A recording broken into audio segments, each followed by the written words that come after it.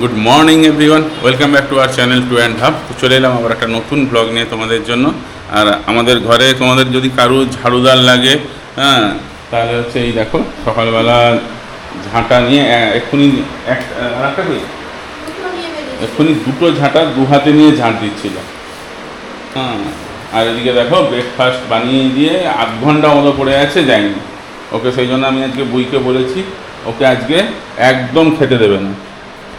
ও যতক্ষণ না, হ্যাঁ দেখো নিয়ে গিয়ে বাইরে ডাস্টবিন আছে ফেলতে যাচ্ছে। ও যতক্ষণ না হচ্ছে ও নিজে থেকে খেতে আসে ততক্ষণ ওকে খেতে দেবে না। এই দেখো অবস্থা, দেখো কী কাণ্ড করতে যাচ্ছে। দেখো ডাস্টবিন নিয়ে, এই এই হ্যাঁ ডাস্টবিনের মধ্যে সব ময়লা ঝাড়ছে। চলে এসো বাইরে, বাইরে গরম, চলে এসো। আমি বন্ধ করে দিলাম। তোমাকে আজকে খেতেই দেওয়া হবে না একদম। হ্যাঁ দেবে, একদম দেবে না খেতে। ও যতক্ষণ না ও নিজে থেকে খাচ্ছে ততক্ষণ আজকে ওকে খেতে দেবে না। আর আমি এখন যাচ্ছি একটু সামনে থেকে, আজকে আর এই রোদের মধ্যে দূরে কোথাও বাজারে যাবো না, অল্প একটু চিকেন আনতে যাচ্ছি। এই বুড়োটাকে দেখো, আমার ব্যান্ডটা আমি এই বুড়োর জ্বালায় রাখতে পারছি না। যখনই আমি ঢুকিয়ে দিয়ে আসি ড্রেসিং টেবিলে, ও বার করে আনে, সব সময় বার করে আনছে। এই যে পরে নিয়েছে। এটা তোমার না, এটা আমার, এটা আমার। তুমি পড়েছো কেন? তুমি কি মেয়ে নাকি? তুমি মেয়ে?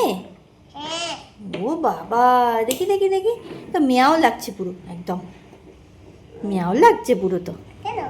হ্যাঁ মিয়াও লাগছে, দেখি দেখি। মিয়াও, তুমি মিয়াও?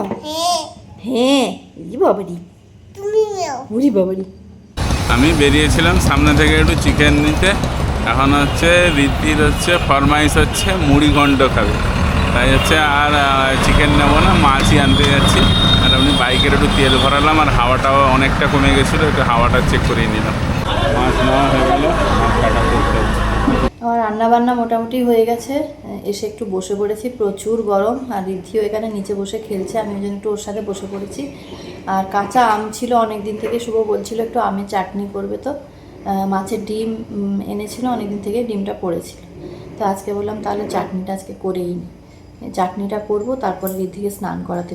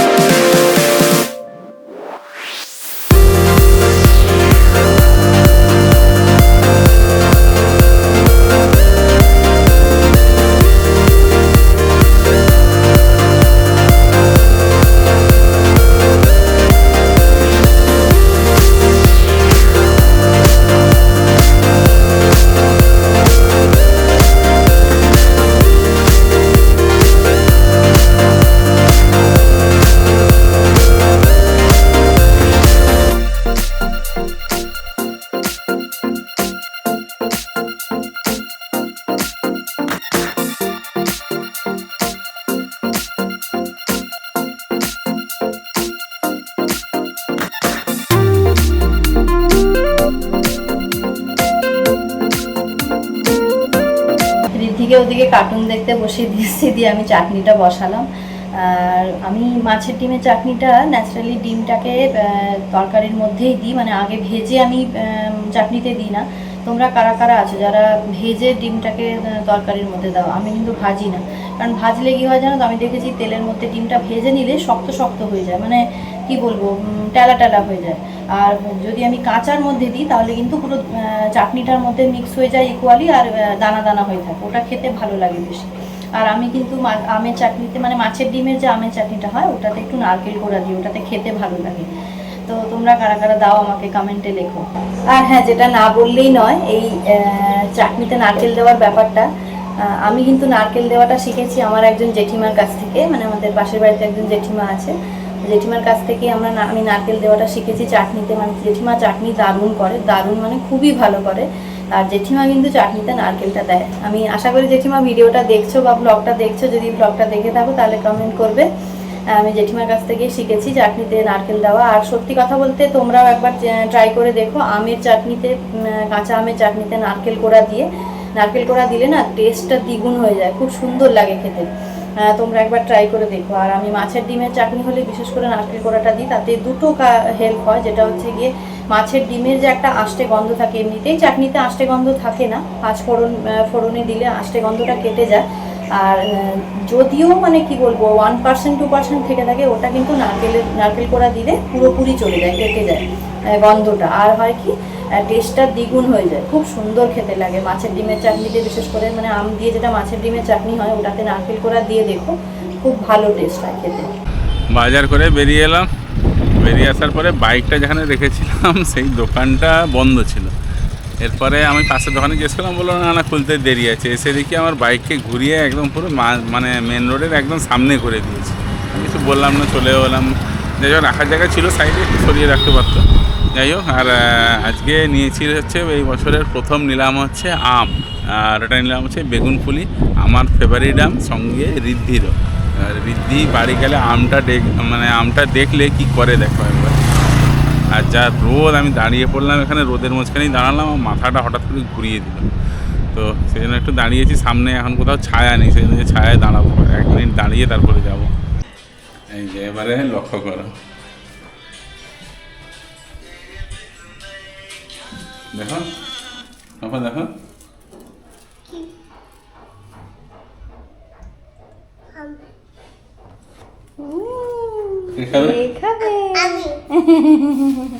না না দেওয়া হবে না,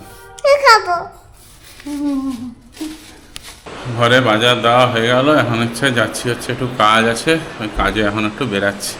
এই রোদ এখন যা, তার মধ্যে এখন বেরাতে হবেই, তাই বেরাচ্ছি। কাজ সেরে ফিরছি, এখানে একটু ছায়া দেখে দাঁড়ালাম, এত রোদ। এখানে ইকো পার্কের সামনে একটু দাঁড়ালাম, ছায়া আছে, ভাবলাম 1 মিনিট দাঁড়াই, নাহলে হাত পা পুরো মুখ ফুক যেন জ্বালা করছে। হেলমেটটা এখনই খুলেছিলাম, হেলমেটটা খুলে দিয়ে দেখি পুরো মাথা ভিজে গেছে।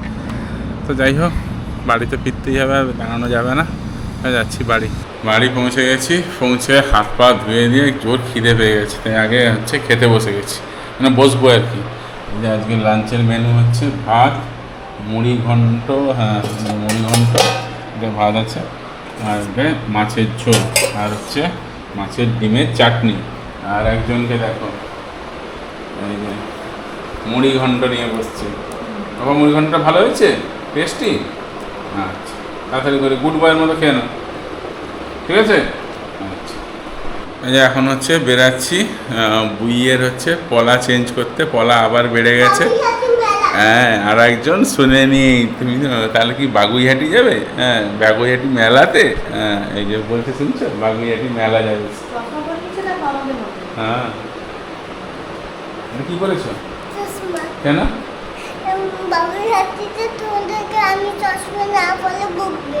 আমি চশমা, তুমি চশমা না পড়লে আমরা বকবো? তুমি খুলে দাও, না হলেই বকবো।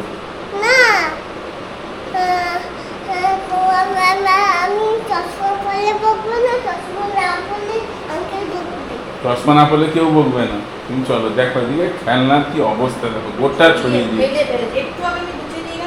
আরো এখানে আছে, চলো চলো চশমা খোলো, চলো। না না, চশমা না পড়লে পুলিশ অ্যারেস্ট করে? বাবা, ঠিক আছে। তো এখন যাচ্ছি বাগুইহাটি মেলা, আদৌ আছে নাকি জানি না। বুইয়ের এটা, হ্যাঁ এই তো মেলা যাবে বলে লাফাচ্ছে।